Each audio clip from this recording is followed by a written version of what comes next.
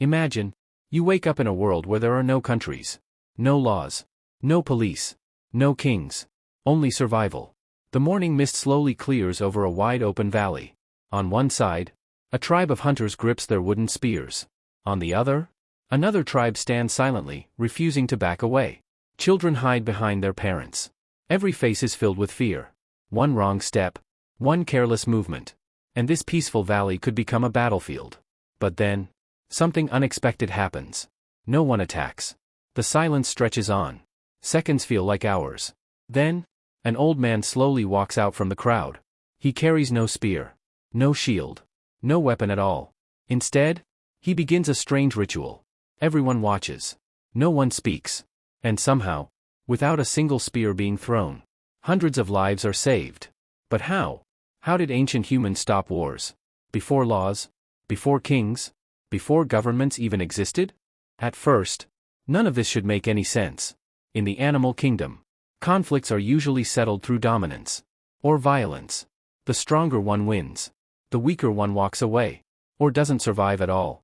Ancient humans weren't the biggest animals. They weren't the fastest. They weren't the strongest. A single lion, a pack of wolves, or even a massive bear, could overpower one person with ease. And yet, somehow, these physically fragile humans went on to build the largest communities, the greatest civilizations, and eventually, the entire modern world. That shouldn't have been possible. So, how did ancient humans solve deadly conflicts? Without destroying each other? The answer isn't what most people think. And once our ancestors discovered it, it didn't just save a few tribes. It changed the future of human evolution forever. When most people imagine prehistoric life, they picture a world of endless violence. Every stranger is an enemy. Every disagreement ends in bloodshed. Every meeting between two tribes becomes a battle. It feels like survival belonged to whoever attacked first. But the evidence tells a very different story. Archaeologists have uncovered the remains of ancient people who lived with broken bones that had completely healed. Some survived serious injuries for months, even years.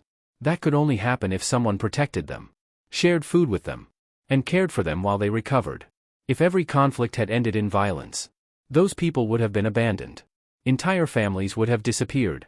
Small tribes would have wiped each other out long before they had the chance to grow. Humanity itself might never have spread across the planet. The truth is, our ancestors certainly fought, but they also learned something even more powerful. Because the greatest survival tool humans ever created wasn't the spear. It wasn't the axe. It wasn't fire. It was the ability to cooperate, even with people they disagreed with. Now, let's imagine one of those moments. More than 10,000 years ago, a young hunter leaves his camp before sunrise. He follows the fresh tracks of a deer, moving deeper into the forest with every step. Focused on the hunt, he doesn't realize he's crossed an invisible boundary. A boundary that belongs to another tribe. Suddenly, the forest falls silent. He looks up.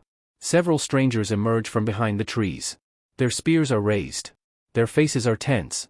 Within moments, members of his own tribe rush to protect him. Now two groups stand face to face. No one wants to back down. Children cling to their mothers. The hunters tighten their grip on their weapons. One careless move could turn this forest into a battlefield. Everyone expects the first spear to fly. But it never does. Instead, the oldest members of both tribes slowly step forward. No one shouts. No one threatens. No one rushes to attack. One elder carefully places his spear on the ground. The other does the same. It isn't surrender. It's a signal. A message that says, "We're here to talk." Then something remarkable begins. Small gifts are exchanged. Fresh meat, stone tools, bundles of berries gathered that morning. Food is shared. People who were ready to fight now sit together around the same fire. Hours pass. The angry voices grow quieter. Suspicion slowly turns into conversation. By the time the sun begins to disappear beyond the trees, the conflict is over. Not because one tribe defeated the other, but because both chose something far more valuable than victory. They chose survival. Every adult around that fire understood a truth written by thousands of years of experience. One battle might create a winner for a single day, but it could leave both tribes too weak to survive the next winter. Sometimes, the smartest way to win was to make sure nobody had to fight at all. But why? Why would two groups of strangers choose cooperation when violence seemed like the easier option? The answer lies inside the human brain. Over hundreds of thousands of years. Evolution didn't just shape stronger bodies. It shaped better minds. Humans developed remarkable social abilities that very few animals possess. Your brain is constantly reading the people around you. A tiny change in someone's facial expression. A trembling voice. A nervous glance. A relaxed smile. Without even realizing it, your brain begins predicting what the other person is feeling. Scientists believe that part of this ability comes from specialized brain systems, including what are commonly called mirror neurons. These systems help us understand the actions and emotions of others, almost as if we were experiencing them ourselves. This is one of the foundations of empathy. The ability to imagine another person's fear, pain, or intention. That ability changed everything. Because when you can understand what someone else is feeling, you don't always have to fight them. Sometimes, you can solve the problem before the first blow is ever thrown. Our ancestors also became incredibly skilled at reading body language. A lowered spear, open hands, relaxed shoulders, a calm voice instead of an angry one. These small signals could mean the difference between peace and disaster. Just as important, humans evolved something else. The ability to control their emotions. Fear could tell you to attack. Anger could tell you to seek revenge. But self-control could tell you to wait, to listen, and to think. For hunter-gatherers, this wasn't kindness. It was survival. No one survived alone. If you killed your neighbor today, who would help you hunt tomorrow? Who would stand beside you when predators appeared? Who would protect your children if you were injured? Who would share food when your hunt failed? In a world where survival depended on the group, every unnecessary fight made everyone weaker. Over countless generations, evolution quietly rewarded those who could build trust, share resources, and cooperate with others. Not because they were the strongest, but because, in the end, the tribes that learned to live together were the ones that lived the longest. But here's the biggest surprise of all. Ancient humans didn't eliminate conflict. That would have been impossible. People still argued. They competed for food. They defended their territory. They disagreed over resources. Conflict never disappeared. Instead, humans did something no other species had ever done on this scale. They transformed conflict. Rather than letting every disagreement end in violence, they created new ways to release tension without destroying one another. A story told around the campfire could remind everyone of shared ancestors. A ritual performed before a hunt could strengthen trust between families. Dancing together, singing together, and celebrating together turned strangers into allies. Sharing a meal wasn't just about eating. It was a silent promise. If we can eat from the same fire today, perhaps we don't need to fight tomorrow. Even simple gifts, a finely shaped stone tool, a rare shell, or carefully prepared food, could send a powerful message. We come with respect, not with war. Over time, some tribes formed even deeper bonds. Marriages connected families that had once been rivals. Children born from those unions belonged to both groups. Suddenly, a battle was no longer just tribe against tribe. It was family against family. And that made violence far more costly. When disagreements couldn't be avoided, people likely gathered to talk. The oldest and most respected members listened, calmed emotions, and searched for solutions before anyone reached for a weapon. These customs may seem ordinary today, but thousands of years ago, they were revolutionary. They weren't random traditions.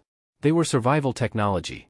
Long before paper, long before written laws, and long before history was ever recorded, our ancestors were already creating something remarkably familiar. The world's first peace treaties. Not written in ink, but remembered through trust, shared traditions, and the simple understanding that sometimes the greatest victory was walking away together. Now think about your own life. When you disagree with a friend, you probably don't pick up a weapon. When two companies compete, they usually negotiate before going to war. When two countries face a crisis, their leaders meet around a table before sending armies. And when someone makes a mistake, sometimes a single apology can repair what anger almost destroyed. At first, these things feel completely modern. Conversations, negotiations, courts, diplomacy, handshakes, contracts, compromises. But if you look closely, they all follow the same ancient idea. Solve the conflict without destroying the people involved. The tools have changed. The principle hasn't.